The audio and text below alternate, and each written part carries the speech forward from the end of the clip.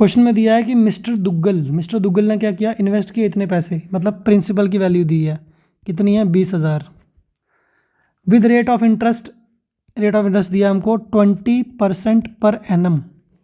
The interest was compounded half yearly लग रहा है ना, हाफ ईयरली लग रहा है तो इंटरेस्ट रेट क्या बन जाएगा हमारा हाफ ईयरली के लिए 10%, ठीक है। फॉर फर्स्ट 1 ईयर, ओहो, एक साल के लिए, पहले साल के लिए जो कंपाउंडिंग हो रही है वो हाफ ईयरली हो रही है, and in the next year it was compounded yearly. Okay, तो what will be the total interest rate at the end of 2 years. तो देखो भैया, ये है पहला साल, ये है दूसरा साल, ठीक है। पहले साल के जब 6 महीने पूरे होते हैं तो यहाँ पे हो जाती है कंपाउंडिंग, ठीक है।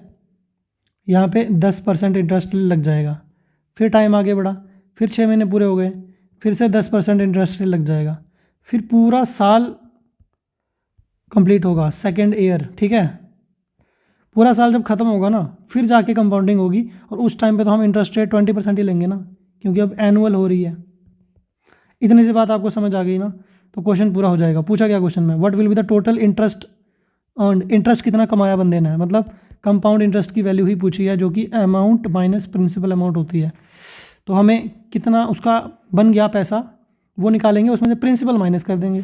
तो कितना बन गया, A is equals to principal into, पहले 6 महीने की बात करते हैं, जैसे ही 6 महीने ख़त्म होंगे उसका जो पैसा था ना, जो स्टार्टिंग में पी था, वो क्या बन जाएगा, वो बन जाएगा पी इंटू 1.10, क्योंकि उस पर 10% लग गया।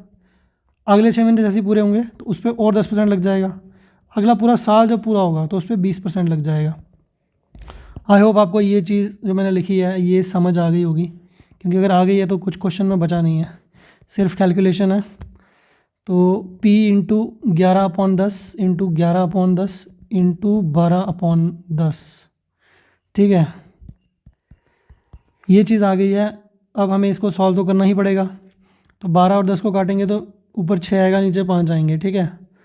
और क्या है, P की वैल्यू कितनी दी है 20,000। चलो छोड़ो 20,000 को, बाद में देखते हैं। अब CI की वैल्यू निकालते हैं।